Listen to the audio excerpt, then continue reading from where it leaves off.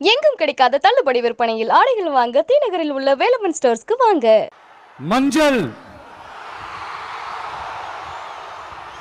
மஞ்சள் பொதுவா நல்ல காரியங்கள் ஸ்டார்ட் பண்றதுக்கு முன்னாடி இந்த மஞ்சள் எடுத்து வச்சு தான் ஸ்டார்ட் பண்ணுவாங்க.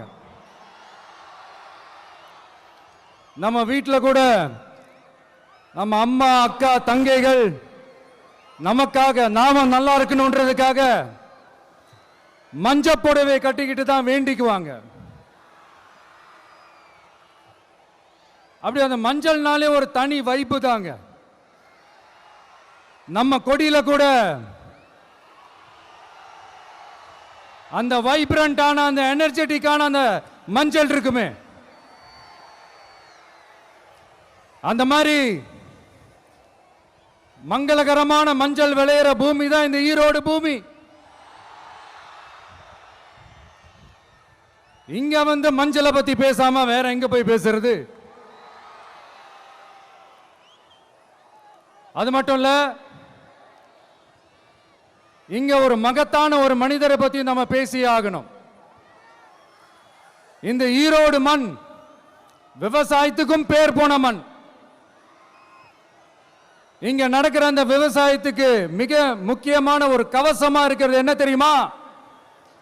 காலிங்கராயன் அணை, காலிங்கராயன் கால்வாய்.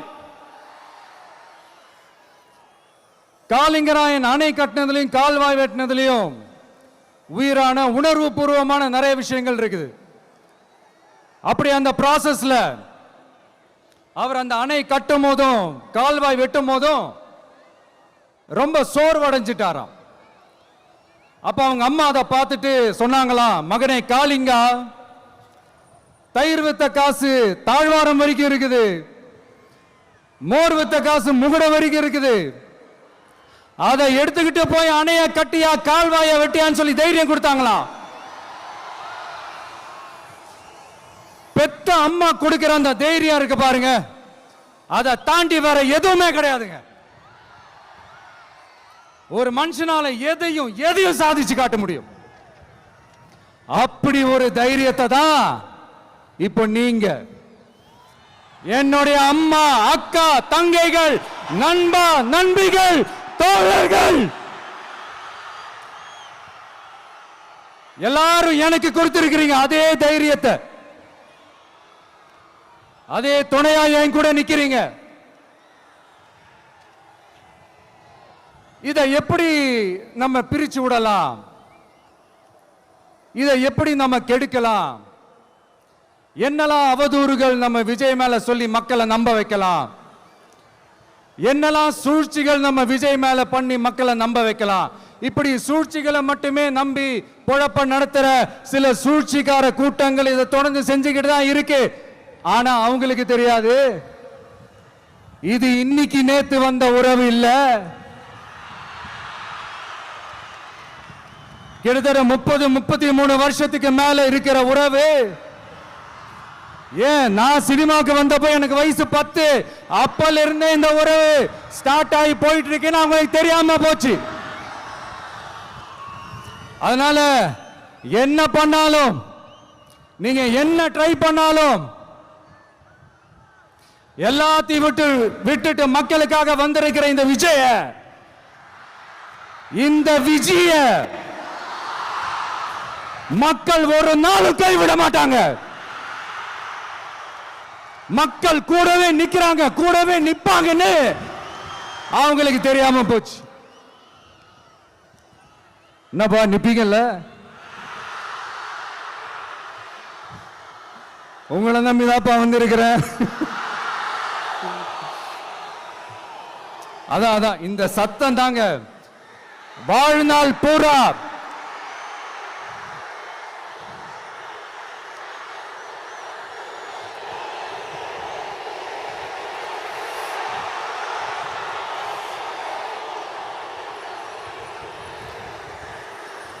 வாழ்நாள் பூரா உங்களுக்கு நன்றியோடவே இருப்பேன்.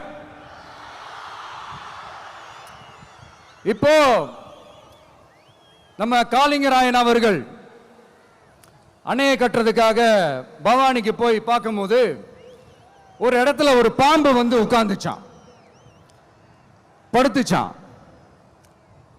அது படுத்த இடத்துல தான் அவர் அணையை கட்ட ஸ்டார்ட் பண்ணாராம். அப்புறம் அந்த பாம்பு வளைஞ்சி நெளிஞ்சி போற இடத்துலலாம் கால்வாயை வெட்டினார்னு சொல்லி சில வாய்மொழி கதைகள்லாம் சொன்னாங்க. தண்ணியை சேமிச்சு வச்சு குடிக்கிறதுக்கும் விவசாயத்துக்கும். தம்பி கீழே இறங்கு, தம்பி கீழே இறங்குப்பா, ப்ளீஸ் கீழே இறங்குப்பா.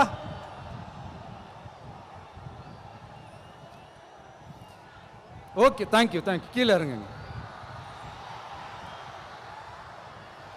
கீழே இறங்குப்பா. நீ இறங்கினாதான் முத்தம் கொடுப்பேன்.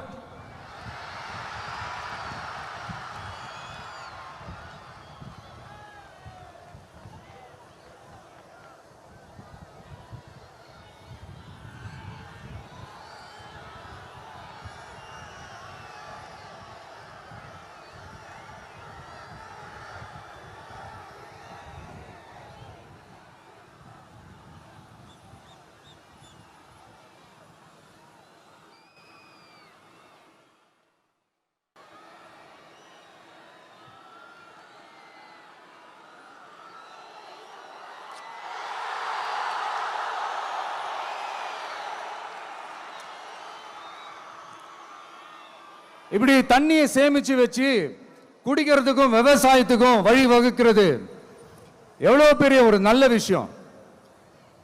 சோ இந்த மாதிரி நல்ல விஷயங்கள்லாம் செஞ்சிட்டு கதைகள் சொன்னா பரவாயில்ல, எதுவுமே செய்யாம கதைகளை மட்டும் அடிச்சு விடுறது எப்படி?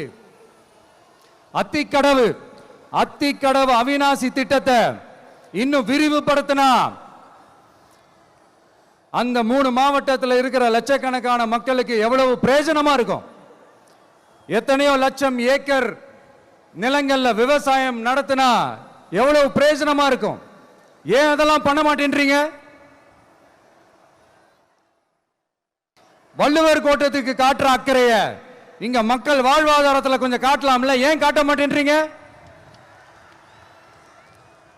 இங்க என்ன கவர்மெண்ட் நடத்துறாங்களா இல்ல கண்காட்சி நடத்துறாங்களா? இந்த 21ஆம் நூற்றாண்டிலே மக்களை பத்தி எதுவுமே யோசிக்கிறது இல்ல. ஆனா அந்த காலத்திலேயே இது எல்லாத்தையும் பத்தி யோசிச்ச, மக்களை பத்தி, குடிக்கிற தண்ணியை பத்தி, விவசாயத்தை பத்தி, அணை கட்டுறதை பத்தி, கால்வாய் வெட்டுறதை பத்தி, இதெல்லாம் எங்கிருந்து?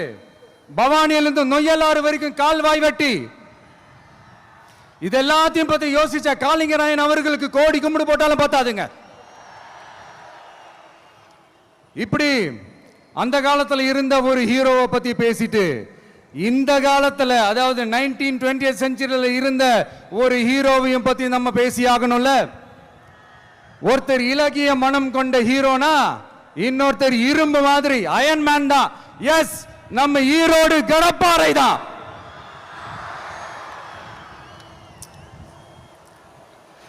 ஒட்டுமொத்த தமிழ்நாட்டையே திருப்பி போட்ட சீர்திருத்த நெம்புகோல். ஈரோடு மாவட்டத்தில் பிறந்த அவர்தான் இந்தியாவுக்கே இடஒதுக்கீடு சம்பந்தமான அரசியல் சட்டத்தை திருத்தறதுக்காக போராட்டம் நடத்தினவர் யாரு? நம்ம தந்தை பெரியாரு. 100 வருஷத்துக்கு முன்னாடியே வகுப்பு வாரி பிரதிநிதித்துவம் வேணும்னு கேட்டவர். அன்னைக்கும் சரி இன்னைக்கும் சரி ஒரு ஆச்சரியத்தோட பார்க்கக்கூடிய ஒரு மனிதர், நம்மளுடைய கொள்கை தலைவர். அப்ப அண்ணாவும் எம்ஜிஆரும் யாரு? பெரியார் அவர்கள் கிட்ட இருந்து எங்களுக்கு தேவையான கொள்கைகளை எடுத்துக்கிட்டோம். அவரை ஃபாலோ பண்ற, அவரை வழிகாட்டி ஏத்துக்கிட்ட அண்ணா அவர்கள் கிட்ட இருந்தோம், எம்ஜிஆர் அவர்கள் கிட்ட இருந்தோம் தேர்தல் அணுகுமுறையை எடுத்துக்கிட்டோம். அண்ணாவும் எம்ஜிஆரும் தமிழ்நாட்டோட சொத்து.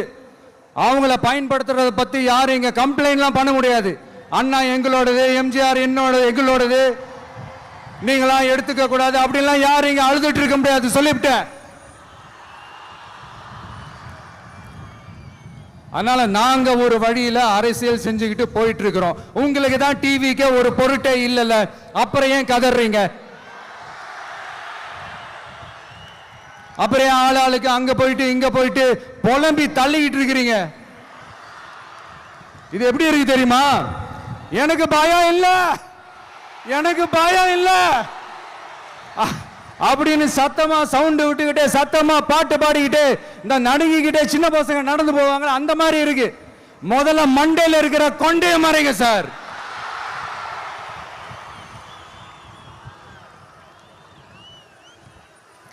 சும்மா மாறு வேஷத்துல மறு வச்சுக்கிட்டு மீடியா ஆளு ரேடியோ ஆளுன்னு இவங்க ஆளுங்களை மாத்தி மாத்தி அனுப்பிக்கிட்டு இதெல்லாம் என்ன மக்களுக்கு தெரியாதுன்னு நினைச்சிட்டு இருக்கீங்களா?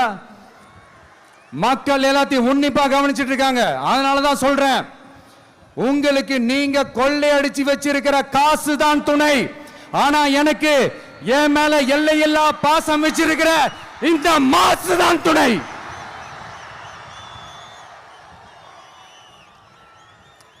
இப்படி நமக்கு துணையா இருக்கிற ஈரோடு மக்களுக்காக நான் இப்போ குரல் கொடுக்கலான்னு வந்திருக்கிறேன். சரி, இப்ப விஷயத்துக்கு வருவோம். பெரியார் அவர்கள் கிட்ட இருந்த அந்த செல்வாக்கையும் அந்த பதவிகளையும் அந்த பவரையும் வச்சுக்கிட்டு அவர் என்ன சொன்னார் தெரியுமா? இவ்வளவு செல்வாக்கு, இவ்வளவு பதவிகள், இவ்வளவு பவர் இருந்தோம் நான் ஒரு 5 பைசா காசு சம்பாதிச்சிருப்பேனா? எனக்கோ இல்லை என் குடும்பத்துக்கோ பட்டங்கள் வேணும், பதவி வேணும்னு ஏதாவது கேட்டிருப்பேனா? இல்லை ஏதாவது லாபம் பார்த்திருப்பேனா? இல்லை எதுக்காவது ஆசைப்பட்டிருப்பேனா? ஆனா அவர் பேரை சொல்லிக்கிட்டு அவருடைய கொள்கையை ஃபாலோ பண்றதா சொல்லிக்கிட்டு இப்ப ஆட்சியில இருக்கிறவங்க என்னெல்லாம் செய்யறாங்கன்னு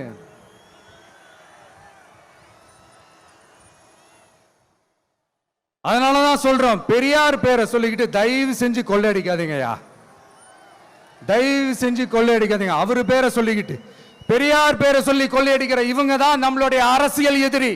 மக்களை நீங்க சொல்லுங்க, நம்மளுடைய அரசியல் எதிரி யாரு? நம்மளுடைய கொள்கை எதிரி யாரு? ரிப்பீட், நம்மளுடைய அரசியல் எதிரி யாரு? நம்மளுடைய கொள்கை எதிரி யாரு? உங்களுக்கு புரியுது இல்ல? எனக்கு அது போதும்யா, எனக்கு வேற எதுவுமே தேவையில்லை.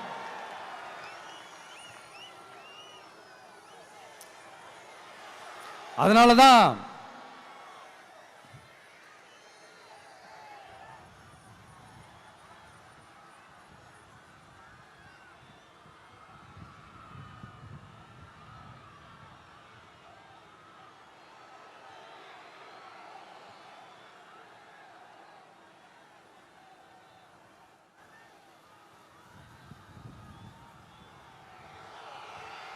உங்களுக்கு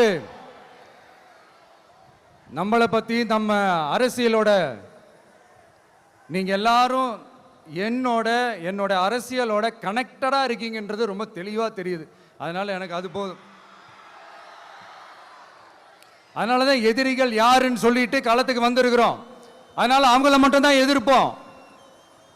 அதுவும் அந்த எதிரிகள் யாரு இப்போ இங்க 2026 சட்டமன்ற தேர்தலில் களத்துல இருக்கிறாங்களோ அவங்கள மட்டும் தான் எதிர்ப்போம். சும்மா களத்திலே இல்லாதவங்களையும், களத்துக்கும் அவங்களுக்கும் சம்பந்தமே இல்லாதவங்களையும் எதிர்க்கிற ஐடியாலாம் இல்ல பாஸ். நீங்க கேட்கிறீங்கன்றதுக்காகலாம் எதிர்த்துட்டு இருக்க முடியாது பாஸ். எங்களுக்கு நிறைய வேலை இருக்குது.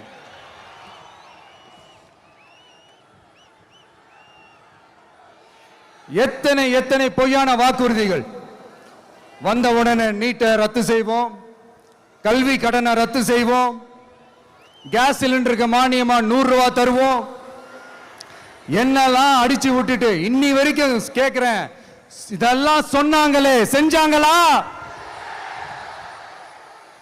இவங்க எப்பவுமே இப்படிதான், சொல்றது ஒண்ணு செய்யறது ஒண்ணு. திமுகவும் பிரச்சனைகளும் ஃபெவிகால் போட்டு ஓட்டின ஃப்ரெண்ட்ஸ் மாதிரி ஒன்னிலிருந்து ஒன்னை பிரிக்கவே முடியாது. இப்போ ஈரோடு பகுதியில் இருக்கிற பிரச்சனையை பத்தி பேசுவோம். பெரியார் பேரை மட்டும் சொல்லிக்கிட்டு எப்படி அவரோட கொள்கைகளுக்கு எதிராக செயல்படுறாங்களோ அப்படிதான் இந்த மஞ்சள் நகரத்தோட மஞ்சளுக்கும் ஒண்ணும் பண்ணல, மஞ்சள் விவசாயிகளுக்கும் ஒண்ணும் பண்ணல. ஆராய்ச்சி மையம், சிறப்பு மையம்னு கோடி கோடியா டெண்டர் விட்டாங்க. பேருக்கு கட்டிடத்தை கட்டினாங்க. ஆனா உலகமே போட்டி போட்டு வாங்குற மஞ்சளை மதிப்பு கூட்டி விற்பனை செய்ய, அதாவது அதோட வேல்யூ இன்க்ரீஸ் பண்ணி நம்ம விவசாயிகளுக்கும் இந்த மாவட்ட மக்களுக்கும் நன்மை செய்ய இதுவரைக்கும் என்ன செஞ்சிருக்காங்கன்னு யோசிச்சு பார்த்தா ஒரு பெரிய ஜீரோ தான். கரும்பு நெல்லுக்கு அரசாங்கம் விலை பிக்ஸ் பண்றாங்க, அதையும் ஒழுங்கா பண்றதில்ல. ஒவ்வொரு முறையும் பிரச்சனை. அங்க நெல் கொள்முதல் செய்யறதுல ஊழல். சரி, நாம கஷ்டப்பட்டு விளைய வச்சது வீணா போக கூடாதுன்னு நினைச்சு நம்ம விவசாயிகள் கேட்கிற லஞ்சத்தை கொடுத்தாலும் அதுக்கப்புறம் கூட அந்த கொள்முதல் ஒழுங்கா நடக்கிறது இல்லை. அதையும் தாண்டி ஏதோ ஒரு விலை விவசாயிகளுக்கு கிடைக்குது. அப்படிலாம் இல்லாம ஒழுங்கா நேர்மையா நம்ம மஞ்சளுக்கும் நியாயமான விலை பிக்ஸ் பண்ணி தரமான விதைகளை கொடுத்தா என்ன குறைஞ்சா போயிடுவாங்க? இதெல்லாம் யோசிக்கிறதுக்கு அவங்களுக்கு நேரமே இல்லை. 24/7 அவங்களோட யோசனை என்ன தெரியுமா? இந்த விஜயை எப்படி முடக்கலாம்,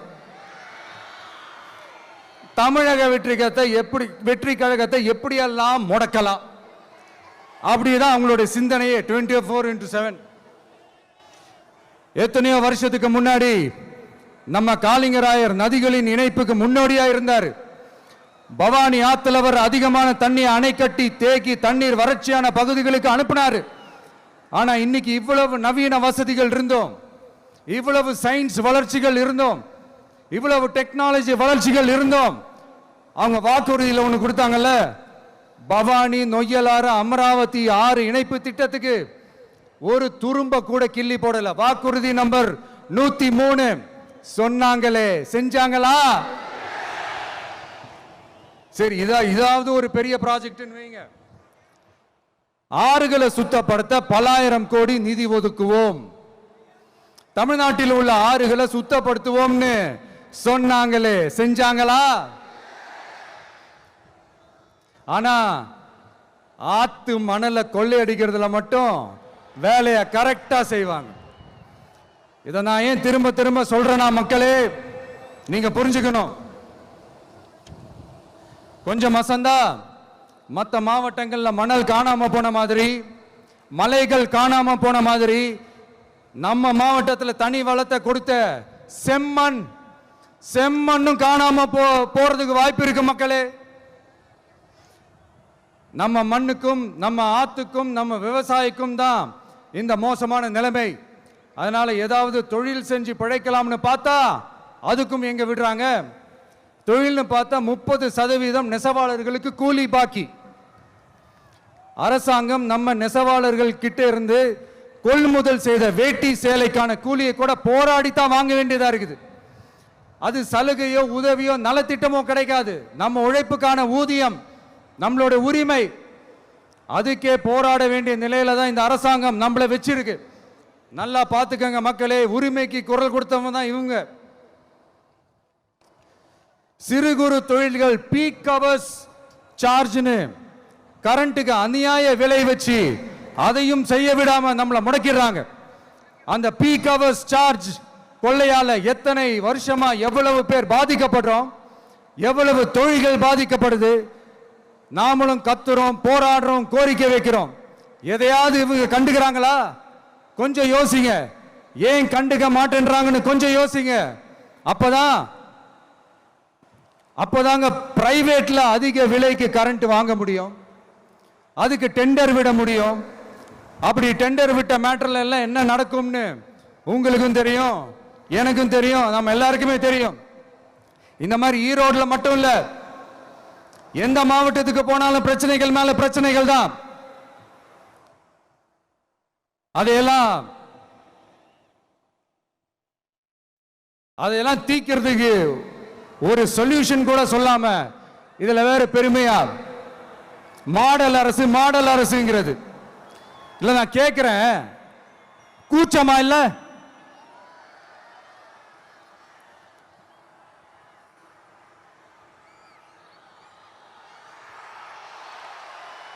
இதெல்லாம் கேட்டா அப்படியே நம்ம பக்கம் யூ டர்ன் அடிச்சு வந்துருவாங்க. விஜய் என்ன அரசியல பேச மாட்டேன்றாரு? விஜய் என்ன சினிமா டயலாக் மாதிரி பேசுறாரு, விஜய் என்ன பஞ்ச் டயலாக் பேசுறாரு, விஜய் என்ன 10 நிமிஷம் தான் பேசுறாரு, 9 நிமிஷம் தான் பேசுறாரு. நான் எத்தனை நிமிஷம் பேசினா உங்களுக்கு என்ன சார்? நான் எப்படி பேசினா உங்களுக்கு என்ன சார்? உள்ள விஷயம் என்னன்னு பாருங்க சார். ஒவ்வொரு மாவட்டத்துக்கும் போய் மக்கள் ஃபேஸ் பண்ற பிரச்சனைகளை எடுத்து பேசிட்டு இருக்கிறேன். பின்ன அது அரசியல் இல்லாம வேற எதுதான் அரசியல்?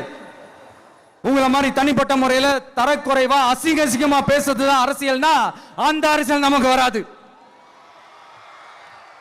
வராதுன்னா நல்லாவே வரும். உங்களை விட எனக்கு அது நல்லாவே வரும். வேணான்னு விட்டு வச்சிருக்கிறோம். அப்புறம் உங்களுக்கு நமக்கு என்ன வித்தியாசம்? காஞ்சிபுரத்தில் நாம பேசும்போது இந்த மாதிரி உங்களால் அமைக்கப்பட போற ஆட்சியில நம்ம ஆட்சிக்கு வந்த உடனே என்னெல்லாம் செய்ய போறோம்ன்றது சிலது சொன்னோம். அதையெல்லாம் தப்பா புரிஞ்சுக்கிட்டு இப்போ சொல்றேன், விளக்கமா சொல்றேன். நான் சலுகைகளுக்கு எதிரானவன் கிடையாது. மக்களுக்கான சலுகைகளை இலவசம்னு சொல்லி அசிங்கப்படுத்துறதுல எனக்கு உடன்பாடு கிடையாது. மக்கள் காசுல மக்களுக்கு செய்யறதை எப்படி இலவசம்னு சொல்லுவீங்க? அப்படியே செஞ்சிட்டாலும் ஓசில போறேன்னு சொல்லி அசிங்கப்படுத்துறீங்க. என்ன கேட்கறதுக்கு ஆள் இல்லைன்னு நினைச்சீங்களா? மக்களுக்கு ஒண்ணுன்னா இந்த விஜய் வந்து நிப்பா, இந்த விஜய் வந்து கேள்வி கேட்பா. இந்த விஜய் எப்பவுமே மக்கள் பக்கம் தான். அதே மாதிரி மக்களும் என் பக்கம் தான். என் மக்கள் மானத்தோட மரியாதையோட கௌரவத்தோட வாழணும். என் மக்கள் யாருக்கும் கீழே கிடையாது. அப்படி அவங்க கௌரவத்தோட வாழணும்னா அவங்களுக்கான வாழ்க்கை தரம் உயரணும். வாழ்க்கை தரம் உயரணும்னா அவங்களோட வாழ்வாதாரம் உயரணும். வாழ்வாதாரம் உயர்ந்தாதான் பொருளாதாரம் உயரும். பொருளாதாரம் உயர்ந்தாதான் வசதி வாய்ப்புகள் உயரும். இதெல்லாம் உயர்ந்தாலே ஆட்டோமேட்டிக்கா அவங்களோட வாழ்க்கை தரம், அவங்களுக்கான மரியாதை, அவங்களுக்கான கௌரவம் எல்லாமே உயரும். இதுக்கான வழிகள், அந்த சூழல்களை அந்த கவர்மெண்ட் அமைச்சு கொடுக்கணும். இதுக்கான அந்த திட்டங்களை செயல்படுத்தணும். இதெல்லாம் செஞ்சாதான் அந்த அரசாங்கம் ஒரு நல்ல அரசாங்கம். இதைத்தான் சொன்னோம்.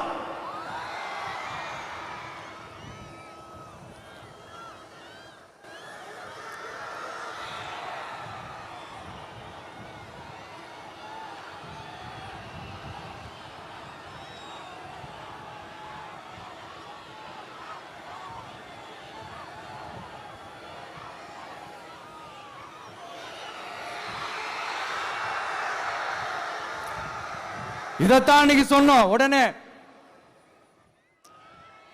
சொன்னா மட்டும் போதுமா? எப்படி செயல்படுத்துவீங்க? நாங்க என்ன வாயிலேயே வடை சுடுறதுக்கு டிஎம்கேவா? டிவிகேடா?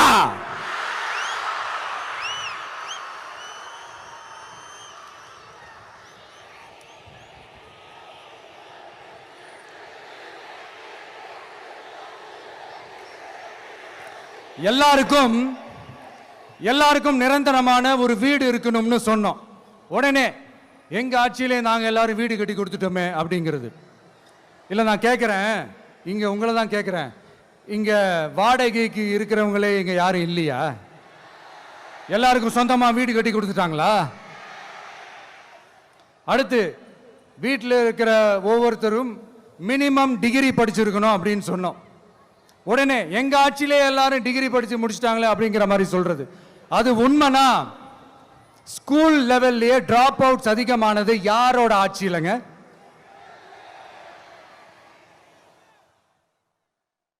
பசங்க பிள்ளைங்க யாரும் ஸ்கூல்ல சேரலன்னு சொல்லிட்டு எனக்கு தெரிஞ்சு 207 கவர்மெண்ட் ஸ்கூல்ஸ் மூடினது யாரோட ஆட்சியிலங்க? இதுல கல்வியில் சிறந்த தமிழ்நாடுன்னு டிராமா வேற. அடுத்து குடும்பத்தில் ஒருத்தருக்கு நிரந்தரமான வருமானம் வரணும், வேலை வாய்ப்பு கிடைக்கணும் அப்படின்னா நாங்க கொடுக்காத வருமானமா, நாங்க கொடுக்காத வேலையா அப்படிங்கிறது. எத்தனையோ லட்சம் காலி பணியிடங்கள் நிரப்புவோம்னு வாக்குறுதி கொடுத்துட்டு ஆட்சிக்கு வந்தீங்களே, எத்தனை லட்சம் காலி பணியிடங்களை நிரப்புனீங்க? அட்லீஸ்ட் 1 லட்சம் காலி பணியிடங்களாவது நிரப்புனீங்களா? இதெல்லாம் சொல்லிட்டு மக்களை ஏமாத்துறது யாரோட ஆட்சியிலங்க? அடுத்து ரொம்ப முக்கியமா பெண்களுக்கு பாதுகாப்பு இல்ல, சட்டம் ஒழுங்கு சரியா இல்லைன்னு சொன்னா தமிழ்நாட்டில் பெண்கள் பாதுகாப்பு தான் அதிகமா இருக்குதான். நீங்க சொல்லுங்க மக்களே, பெண்கள் பாதுகாப்பு இருக்கு, சட்டம் ஒழுங்கு சரியா இருக்கு? அவங்க சொல்றது உண்மையா? அவங்க சொல்றதை நீங்க ஏத்துக்கிறீங்களா? சட்டமா கேக்குதா சார்? இதுதான் ரியாலிட்டி, இதுதான் நிஜம். நம்மளுடைய ஆட்சியில சட்டம் ஒழுங்குல சமரசமே இருக்காது. அதனாலதான் இவ்வளவு ஸ்ட்ராங்கா சொல்றோம், தைரியமா இருங்க மக்களே. இந்த மாதிரி விஷயங்கள்லாம் நம்ம மக்கள் கிட்ட எடுத்து சொன்னா உடனே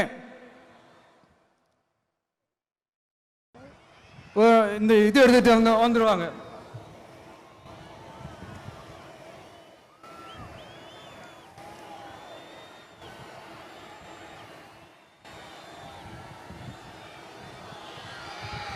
இந்த மாதிரி இதெல்லாம் என்னென்ன செய்ய போறோன்றது சிலதெல்லாம் காஞ்சிபுரத்தில் சொன்ன மாதிரி சொன்னா எல்லாத்தையும் தப்பா திருச்சி பேசிக்கிட்டு அவதூறு பரப்பிக்கிட்டு. நான் கூட யோசிப்பேன், எம்ஜிஆர் அவர்களும் மேடம் ஜெயலலிதா மேடம் அவங்களும் ஒரே வார்த்தையில சொல்லி இந்த திமுகவை காலி பண்ணாங்கல்ல. நான் கூட யோசிப்பேன், ஏன் இவ்வளவு ஹார்ஷா பேசுறாங்க, ஏன் இவ்வளவு ஹார்ஷா அவங்கள திட்டுறாங்கன்னு யோசிச்சது உண்டு. இப்பதானே புரியுது. அவங்க ரெண்டு பேரும் சொன்னதை இப்ப நானும் ரிப்பீட் பண்றேன். திமுக ஒரு தீய சக்தி, திமுக ஒரு தீய சக்தி, திமுக ஒரு தீய சக்தி, திமுக ஒரு தீய சக்தி, தீய சக்தி, தீய சக்தி, தீய சக்தி. என் நெஞ்சில் குடியிருக்கும் ஈரோடு மக்களே,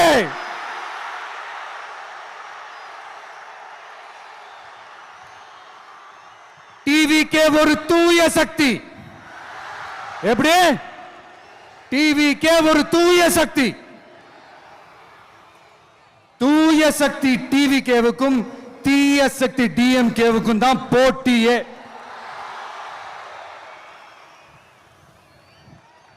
என்ன முடக்கலாம்னு நினைக்கிறீங்க, ஆனா இந்த சத்தத்தை ஒரு நாள் உங்களால முடக்க முடியாது. மக்கள் விரோத திமுக அரசை வீழ்த்த மக்கள் சக்தியான நம்மளால மட்டும்தான் முடியும். அண்ணன் செங்கோட்டையன் அண்ணன் அவர்கள் நம்ம கூட வந்து சேர்ந்தது நமக்கு ஒரு மிகப்பெரிய ஒரு பலம். அந்த மாதிரி செங்கோட்டையன் அண்ணன் அவர்கள் மாதிரி இன்னும் நிறைய பேர் வந்து சேர இருக்கிறாங்க. அவங்க எல்லாருக்குமே அந்த உரிய அங்கீகாரத்தை கொடுப்போம். அது மட்டும் இல்ல, அப்புறம் இன்னொரு விஷயம் சொல்ல மறந்துட்டேன். இப்போ ரீசண்டா ஒரு இடத்துல நம்ம சிஎம் சார் அவர்கள் பேசும்போது சொன்னாங்க, என் கேரக்டரையே புரிஞ்சுக்க மாட்டேங்கிறேன். இது சினிமா டயலாக் இல்லையா? நான் ஏதாவது பேசினா சினிமா டயலாகா? சார் பேசினா அது சினிமா டயலாக் இல்லையா? சிலப்பதிகாரத்திலிருந்து எடுத்ததா அந்த லைன். என் கேரக்டரையே புரிஞ்சுக்க மாட்டேன்றது. உங்களை எப்படிதான் சார் புரிஞ்சுக்கிறது? எந்தெந்த விஷயத்துலலாம் சார் உங்க கேரக்டர் நாங்கள் புரிஞ்சுக்கிறது? அதையும் நீங்களே சொல்லிட்டீங்கன்னா கொஞ்சம் நல்லா இருக்கும் சார். சட்டம் ஒழுங்குல நாடே சந்தி சிரிக்குது, அதுலையா?